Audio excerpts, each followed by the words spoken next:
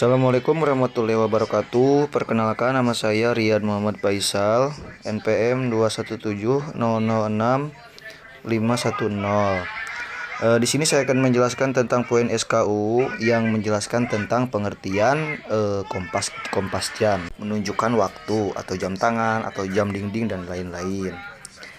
Nah, jam tangan mendatar. 2. Arahkan jarum jam ke arah kedudukan matahari. Yang ketiga, maka garis tengah yang membagi jarum jam dan angka 12 adalah arah utara selatan. Nah, adapun untuk cara kedua, letakkan jam tangan mendatar, terus arahkan angka 12 jam tangan ke arah kedudukan matahari.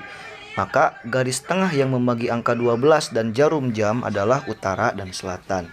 Jika kita menggunakan kompas dalam situasi di pegunungan ataupun di alam liar, maka ada dua opsi seperti yang tertera pada gambar ini.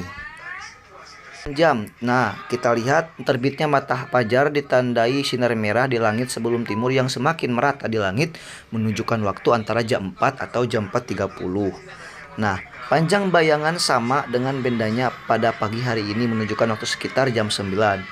Dan yang kedua, ada terbitnya matahari menunjukkan waktu sekitar jam 5 atau jam 5.30. Panjang bayangan sama dengan bendanya pada sore hari ini antara jam 14.45 sampai 15.15. Tengah hari ditandai bayangan benda yang tegak lurus menghilang hingga beberapa saat ini menunjukkan sekitar jam 11.30 sampai jam 12.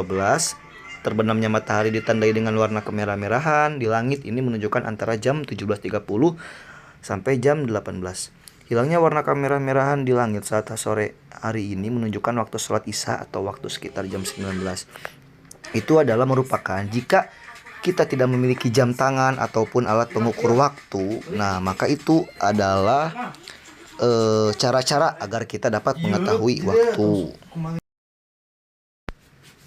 Terus selanjutnya itu kompas merupakan suatu alat yang digunakan untuk menetapkan atau mencari arah mata angin.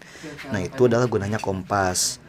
Nah, bagian-bagian dari kompas, nah seperti yang ada pada gambar, itu ada kaca pembesar, dial, pisir, tutup dial, garis sasaran bidik, jarum penunjuk tempat jari. Itu merupakan gambaran pada kompas. 1. Dial permukaan di mana tertera angka huruf seperti pada permukaan jam. Pisir pembidik sasaran, kaca pembesar ditempelkan pada mata yang membidik sasaran, jarum penunjuk menunjukkan lokasi magnet bumi, tutup dial dengan garis bersudut 45 derajat. Alat yang keenam, alat penggantung digunakan sebagai penyangkut ibu jari untuk menopang kompas dengan induk jari. Nah, cara menggunakan kompas: 1. Letakkan kompas di permukaan datar. Setelah jarum kompas berhenti, maka jarum tersebut menunjukkan ke arah utara magnet bumi.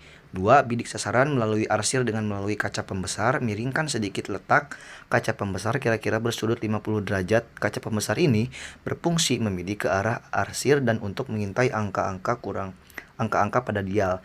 Apabila pisir diragukan karena kurang jelas terlihat dari kaca pembesar, luruskan garis yang terdapat pada tutup dial ke arah pisir searah dengan sasaran bidik. Nah, itu adalah cara menggunakan kompas.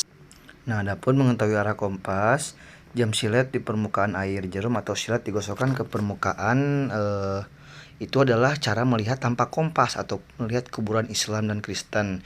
Bisa kita baca seksama, kuburan Islam dan Kristen selalu menunjukkan arah utara atau selatan bagian nisan, atau kepala yang selalu menghadap ke barat, atau masjid di Indonesia selalu menghadap ke barat.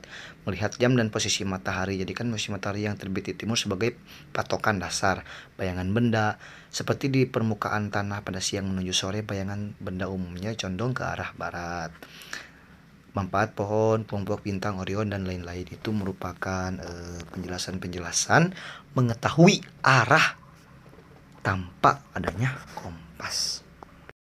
Selanjutnya ada tanda jejak. Tanda jejak yang umumnya sering digunakan dalam kegiatan kepramukaan adalah sebagai berikut. Tanda jejak di atas tanah, ada tanda-tanda dengan rumput, tanda-tanda dengan batu, tanda-tanda dengan ranting, tanda-tanda tempat medan. Itu adalah tanda-tanda jejak jika kita ingin mencari jalan dalam pramuka itu seperti itu. Seperti di atas tanda-tandanya. Ada tanda alam lainnya. Nah, kita lihat tanda alam seperti kabut tipis dan rata membumbung tinggi ke atas berarti kurangnya uap air di udara. Apabila kemarin ada hujan, cuaca terang berderang pada pagi hari, pertanda cuaca buruk pada hari itu. Langit yang ditutupi awan kemudian mulai terang pada pagi hari, pertanda cuaca baik, sedang di gunung akan turun hujan. Apabila angin diliputi awan yang tebal dan gelap, berarti akan turun hujan yang deras dan lain-lain. Sekian yang dapat saya sampaikan tentang apa itu kompas, terus tentang tanda-tanda jejak di dalam alam. Sekian yang dapat saya sampaikan. Mohon maaf bila ada kekurangan, kurang lebihnya dari Tuhan, dan untuk kekurangannya terlebih dari saya sendiri. Undur makilah wala tangdur mankola. Wassalamualaikum warahmatullahi wabarakatuh.